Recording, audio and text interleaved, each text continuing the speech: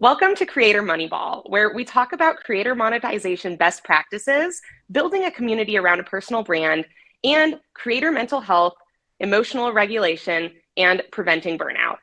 My name is Mayan Gordon, and I'm a content creator on TikTok with 2.3 million followers. And I'm Mike Faber, co-founder of Vendo, and today we've got Luke Himmelsbach and Dylan Wilczkowiak, co-founders of CreatorPad. And CreatorPad is a platform that helps up-and-coming creators get personal mentors. The mentors on CreatorPad are vetted and actually are top creators themselves. So they specialize in providing guidance on common creator pain points like improving your audience engagement, gaining more followers and subs, and monetizing your content. So Luke and Dylan, thank you guys so much for being here today. I think the first thing that I would love to hear, and I know our audience would love as well, is just to share some of your journey. I think we all, come into this creator space through different paths and would love to hear from each of you how you ended up doing what you're doing today. I got super into the creator economy. One, I really liked watching creator content. And then two, I really got into these two creators named Colin and Samir and their channel, which is educational. Yeah, I love their content. Yeah, and they film like a lot of behind the scenes Mr. Beast stuff and like gives a really good in-depth insight into like more of the business and production side. That's super cool. Exactly. Yeah. I was actually working as a freelancer for some creators, actually podcasters at the time. And one of the things that they wanted to level up with their podcast was the actual podcast production quality. And so I was kind of tasked at the time with finding a podcast producer because that's not me. My background is more in sales and marketing in my career. And also as a freelancer at the time, working with creators, I was helping them more with marketing related stuff. So I was sort of on this hunt for a talented podcast producer. And at the time I was listening to a podcast called the Yes Theory podcast. Maybe you're familiar with it. And season 2 of that podcast was produced by Luke, actually. And I always remembered hearing at the end of the episodes that the host of the podcast would say this episode was produced by Luke Himmelsbach and Headspace Studios. So I was like, man, who is this guy? Because the podcast quality is so good. Like the production is so good. Just kind of got interested into the podcasting space and took my first dive in working with a good friend and now a mentor on CreatorPad named John Fry. He is the host of several different shows, but he kind of took me under his wing and showed me so much of the ropes that is the background of podcasting. From there, I had the opportunity to actually create my own production company, and that's when I signed with Headspace and Yes Theory. And then from there was able to meet Dylan, kind of still do a little bit of the podcasting stuff on the side, but mainly it's just CreatorPad. So got in touch with Luke. Long story short, he ended up coming on and helping those podcast creators with their podcast production and the production quality in general. And Luke and I just worked really well together. So even beyond that project, we stayed in touch. We even thought about maybe creating an agency together where we can pair my skills with his skills and help creators. But then that sort of evolved into us wanting to start something a little bit more than an agency, like maybe a community for creators. This was during the time that Web3 communities were really big. So we were exploring that route. But instead of trying to do everything with a community in the sense that like a community can offer X, Y, Z, et cetera, we wanted to just focus on one thing and do a really good job at that one thing. And so that focus for us was mentorship. And that's sort of how CreatorPad came about. Why mentoring? We see that there's a big problem in the creator space.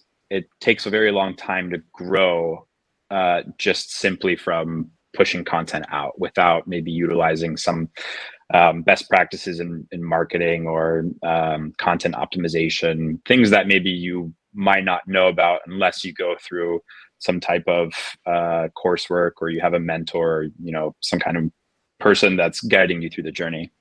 If that's a problem, a solution to that problem could be similar to how startup founders have mentors and advisors. Content creators should also have those types of people in their corner that they can learn from and that can support them throughout the journey that they're on. there are a lot of creators out there that are diversifying their monetization. And if one of those things that they can maybe monetize from their creator brand that they've built is their expertise, then we want to be a platform that allows them to monetize that expertise. And at the same time, we want to be a platform that is synonymous with aspiring or up and coming creators joining in order to level up their creator business, or just in general their skills in order to advance their creator career. So that's sort of the thinking behind that, but really it's rooted in this problem that we uncovered, which is being a creator is extremely slow. It could be extremely slow growth, and it can be very lonely at the same time as well. That's amazing. I think, that's definitely an important problem to solve, because from my experience, one, is a creator, two, also kind of in that mentorship role. I love mentoring creators. It's actually really, really rewarding and fulfilling. Even when you hit it big, it still takes a very long time in terms of, typically a couple years to really build something, substantial that's going to be financially lucrative and supporting you. So I'm curious, because I checked out your guys' platform, which is amazing. And I love that you have a pretty, I would say, low affordable price point for mentorship compared to, some of the other things that are out there. So I'm curious then what type of mentors that attracts, or really the motivation behind the mentorship. I would imagine that people who are looking to mentor on the platform are doing it more motivated out of that contribution kind of fulfillment factor. But I'm curious, are there people on there who are like earning a full-time income, or is this more a way to, give back and get paid for it too from the mentorship side? Totally transparently speaking, we started off as trying to accommodate the rates of the mentor. So like whatever they told us their hourly rate would be, that's what we would post on CreatorPad. And then we would put like sort of a service fee on top of that, which would be the cut that we would take as the platform that's kind of facilitating that mentorship. But what we learned when we took that approach is that our sort of, for lack of a better phrase, our target customer, so these aspiring or up and coming creators, they don't necessarily, as aspiring or up and coming creators, have the budget to be able to afford maybe a 30-minute session that's worth $500, even though it's with a really big name creator who seemingly has the expertise that could really help them on their journey as a aspiring or up and coming creator. They just couldn't afford it. And so that's how we came up with the subscription model that's in place now. When a creator lands on CreatorPad and signs up and is looking for mentorship, the first thing that actually happens is that they get matched with a mentor, so that they fill out this 2-minute survey. We use their answers to then match them with a mentor that best matches their needs or can best address their needs.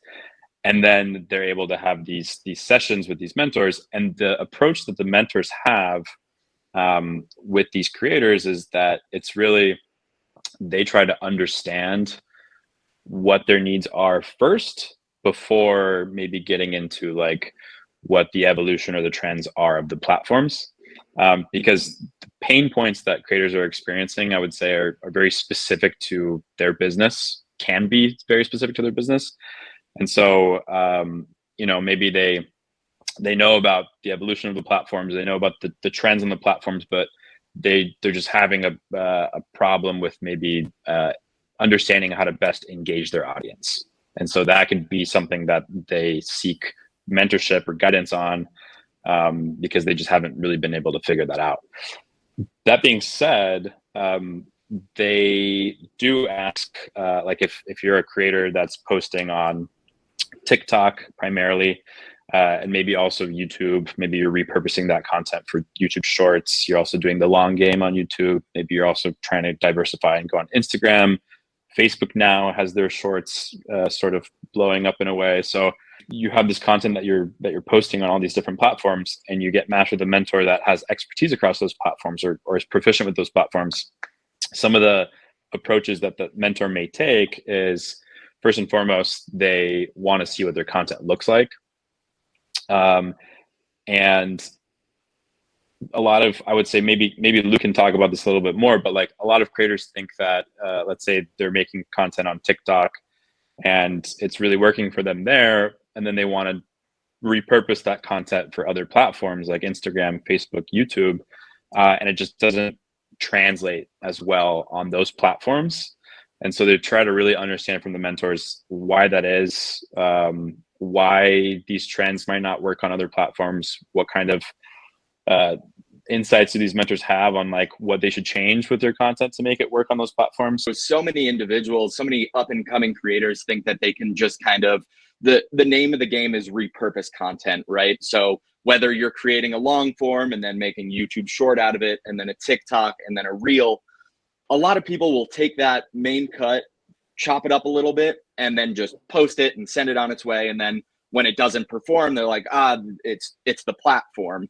They don't realize that there are little tweaks that can be made to elevate your content on each of these platforms. So whether it be editing styles, caption styles, just little teeny tiny things that you would never think of really play a huge role in how these things are shared in the algorithm.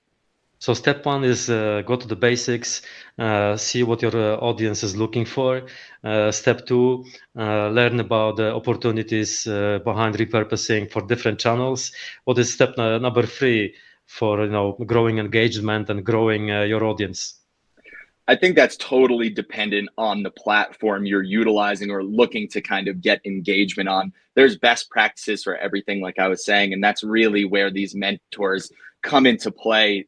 Their biggest role is like I said, those little teeny tiny tweaks, that something you may never think of, and you're just like, why isn't this working for me? I'm posting consistently. The editing is solid. It's adhering to kind of all of these other trends, but for some reason we can't unlock it. And then you meet with somebody for 30 minutes and they're like, oh, change XYZ.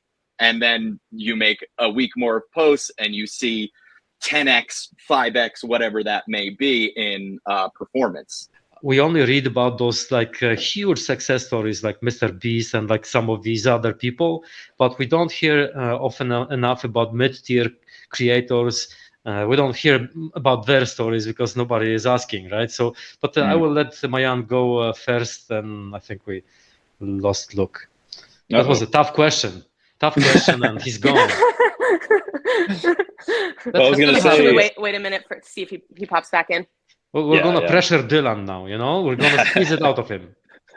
we can definitely talk about that. I think as a budding creator, if you're looking to start a business or really do anything, I mean, myself, for example, for the production company, I needed a couple $100 to set up the LLC, and then I was like, good to go. So for budding creators who are looking to be creatorpreneurs and really make their love for content creation maybe a little bit closer to their full-time job, definitely keep that in mind, that you don't need that massive amount of capital. Just start, like Dylan said, make a landing page, collect the emails, talk to people, see if people have any passion for what you're building and trying to create, just as you do. And if you do, there's a good chance that it will make you some money. What about the revenue outlook? What the creators you're working with can look forward to, and maybe you could give us some examples of your mentors. Like, what is the breakdown? What is the revenue structure of some of your mentors, and what they can advise on in terms of revenue streams? Our initial cohort of mentors that we have on CreatorPad today, it's pretty diverse in how they've been able to monetize their brands. Maybe like a couple examples that I can give is one of our mentors, Maya Thornton. Her handle for her brand is simply Maya. She is a fashion and beauty and lifestyle creator on TikTok and Instagram, YouTube. And so she really focuses on creating content around beauty products and her like sort of fashion and lifestyle preferences.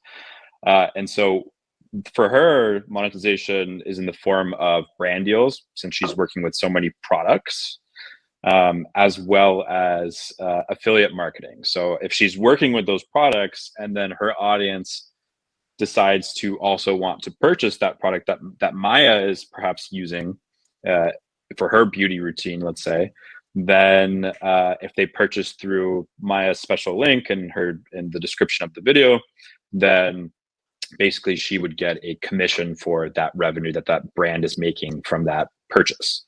And so like for her, brand deals and this sort of affiliate marketing is the more valuable monetization strategy compared to, if I take another example, like Josh Kaplan is another mentor on CreatorPad, and though his monetization strategy is in actually the form of building a media company, and where he partners with other creators, like an example is Colin and Samir, to start a joint venture. And what they've done together is they started the Published Press, which is a newsletter about the creator economy.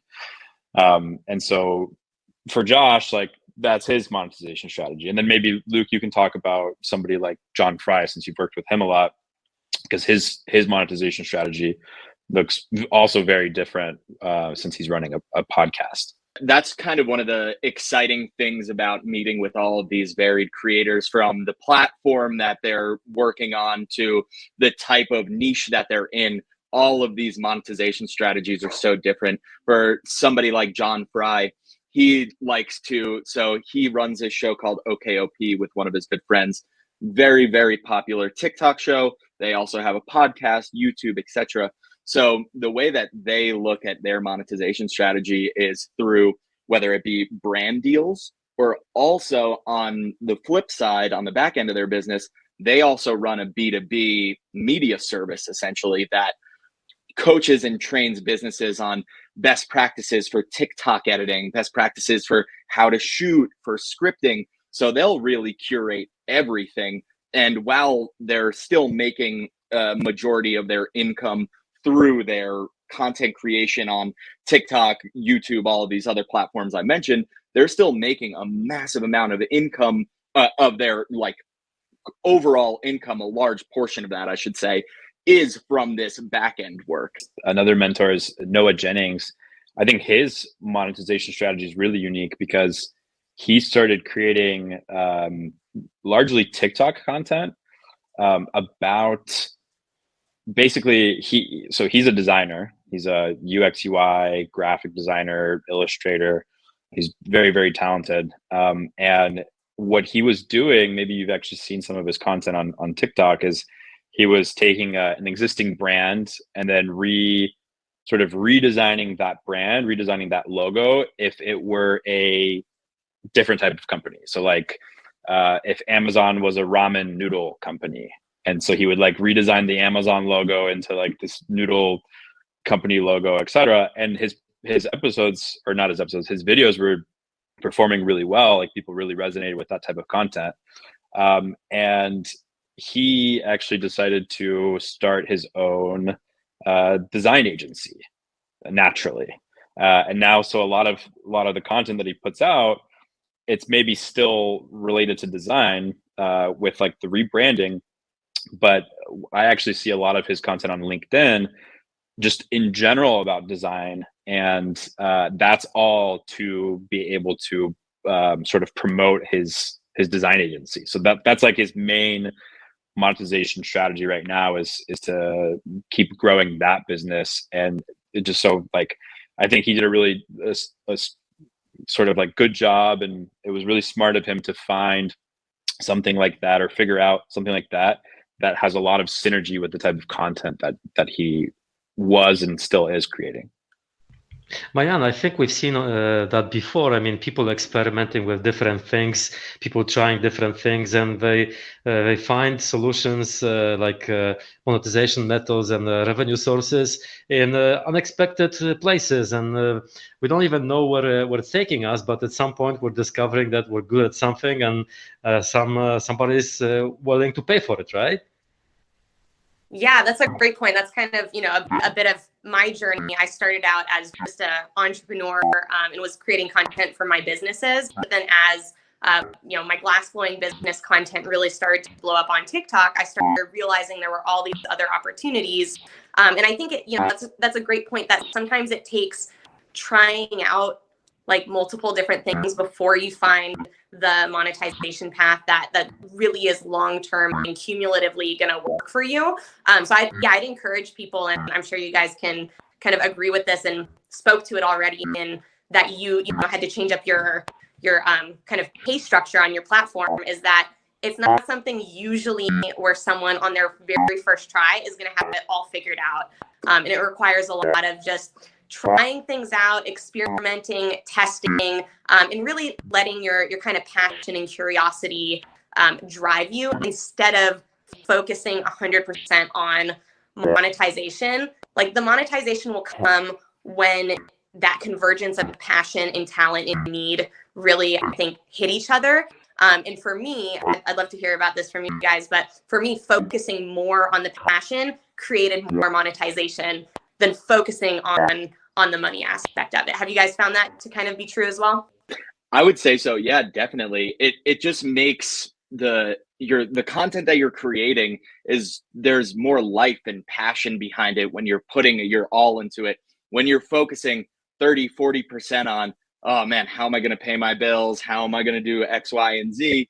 You don't focus as hard on creating that piece of art, really, that you mean to be producing and putting out for the public to view. And viewers can feel and sense that regardless of the platform. I mean, if you have lifeless writing, if you have careless scripting, writing for blog posts or newsletters, careless scripting for videos or podcasts, the viewer can really sense that disconnect and sense that you're not putting what you can into it, because chances are they've seen what you can do with your past work putting 100%. So when you start to focus on other things, it may pull away from that creative aspect.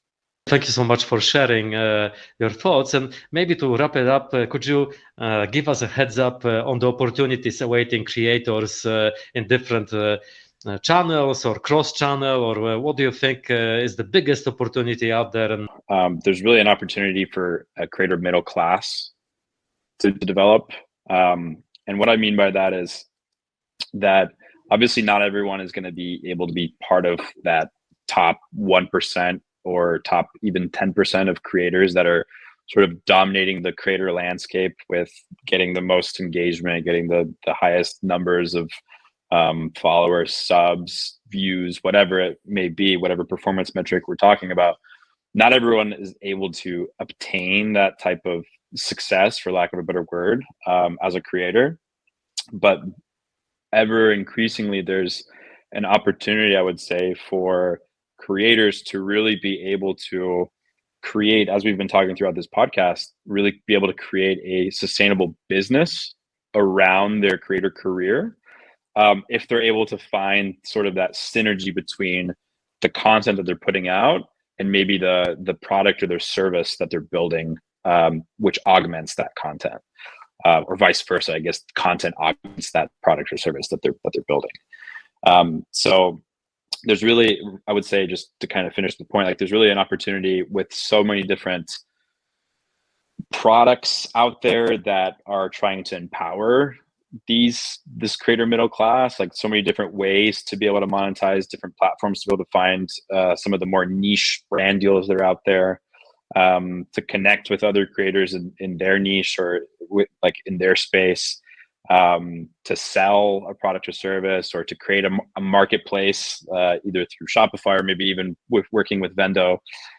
Like there's so many different opportunities nowadays with so many different creator economy companies for this middle class to really emerge and be able to create a sustainable creator career without having to strive to be part of that top 10% or that top 1%.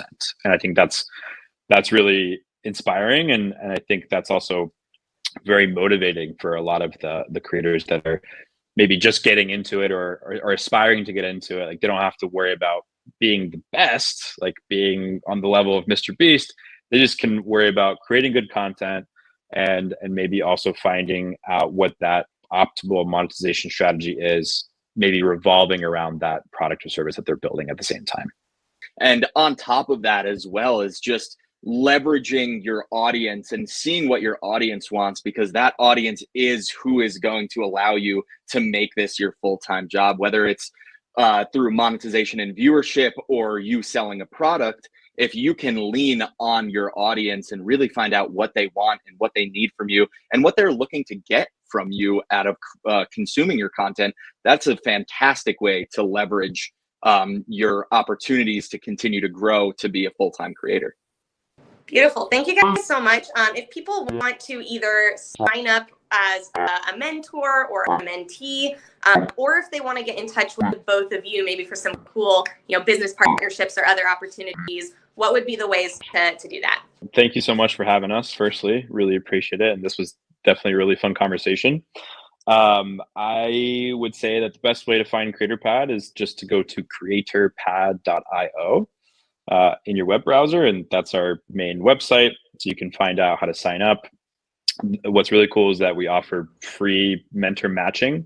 So if you sign up, you fill out the 2-minute survey, then you get automatically matched with mentors that then you can have intro sessions with, which are free, before you decide on picking an actual mentorship plan. So yeah, CreatorPad.io.